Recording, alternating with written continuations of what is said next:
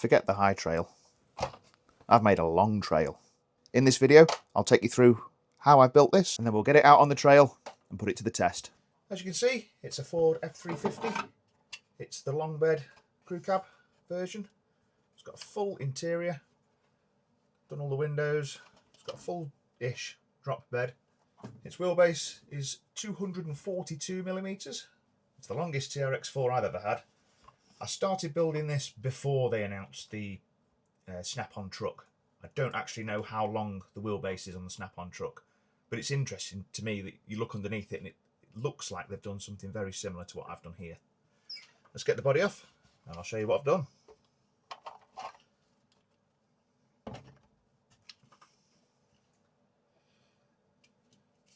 We've got magnet mounts front and rear. We've got a Endura Fat Viper WRC receiver that just matches my remote, and a Furitech Lizard Pro ESC. You might be able to see I'm running two transmissions. So the easiest way for me to do this was to keep the stock length rear drive shafts. So these are high trail length rear drive shafts and chassis links. All I've done is found a print of a skid plate from Cults 3D, and I put it into Tinkercad, chopped it in half, put a piece in the middle, cut out some room for a drive shaft to run between the two gearboxes, and I've just used that gearbox as a carrier bearing. So there's no motor or any other gears in there, just the bottom gear. So all that's doing is acting as a carrier bearing. As you can see, I've also extended the chassis to match, and I've designed and printed my own tube style sliders. They sort of act as body supports as well. I do need to reprint this front body mount. I've had to trim it to match the servo in the motor. I just got the Dremel in there and hacked away at it.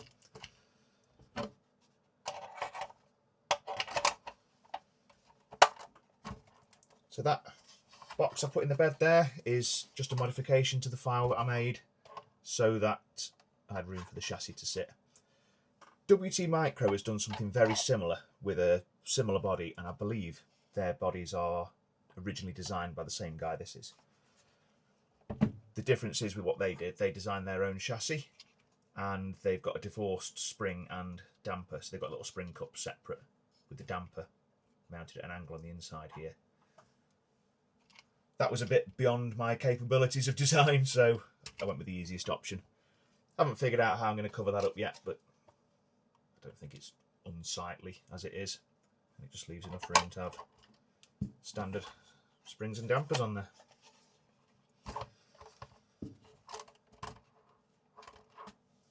We're running RC 4-wheel drive Super Swampers, 1-inch RC 4-wheel drive wheels, Endura servo, stock axles, Endura brass parts. They are Endura links. Yeah, it's mostly Endura. I printed a little guy for the inside. I say it's got a full interior. Yeah, the only thing it's missing is a little bit of weathering. I'm going to go away now and change that plug so I can run a proper battery, and then let's hit the trail. I forgot to mention I didn't design the body. You know, if a skid plate's beyond my capability, I guess a body certainly would be. I'll leave a link in the description to where you can download this file. The guy has got loads of different trucks. You'll have to modify the bed yourself if you want to do something like this. But the body itself I've done absolutely nothing to. I've just printed it and sanded it and painted it. Right, let's hit the trail. Well, that was short-lived. I don't know what I did wrong yet, but when I plugged in the battery, it set off across my kitchen at full speed and crashed into the microwave. I'll turn the printer back on and get another set of rails printed. If you're interested in 3D printing, this is the printer I use. It's a Flashforge Adventurer 5M Pro. I'm not a particularly tech-savvy guy, but even I can get this thing working. I'll leave some links in the descriptions where you can get one. The good thing about projects like this is when you make a mistake or something doesn't quite work, you can just make a modification to it, print another one off. As you saw on the screen at the start, 23 minutes later, I'll have another set of chassis rails. Major crisis averted. Managed to print another chassis, get it all fitted. Still the same day. We're out on the trails. Now, I've already had a little bit of a play around with it. It's got some issues. Let's go. I'll talk you through them as we go.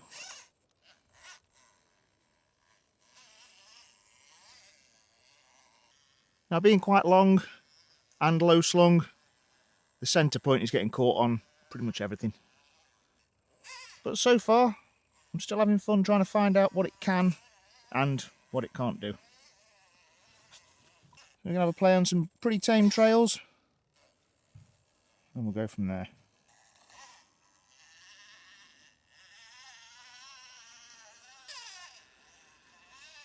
I'm going to let the truck do the talking for a bit. Let's see how it gets on.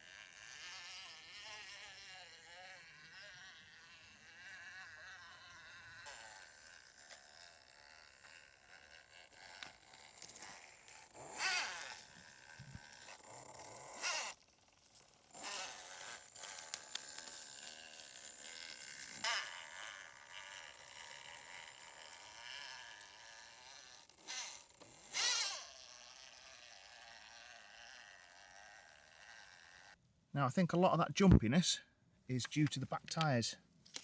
Just inside here, look, they're just catching on the inside of the bed down there. Not much I can do about it right now, but of all the places for it to catch, I didn't expect it to catch there. It is what it is, it's not affecting it too much, so. As long as you know it's not my trigger finger that's having the jitters. I was expecting some teething problems, so we'll sort that when we get back to the house. Well, I guess this was not supposed to be a long video. Something's gone wrong. So the centre drive shaft that I fitted in there between the two gearboxes isn't turning. The front one isn't turning either, so I think something's gone wrong. Either with the motor pinion or the front gearbox. Next week I'll take the Terranaut out for its second outing, take it out to the woods, get it muddy and see if we can recover something. It's another one of those missions where if it can go wrong, it does go wrong.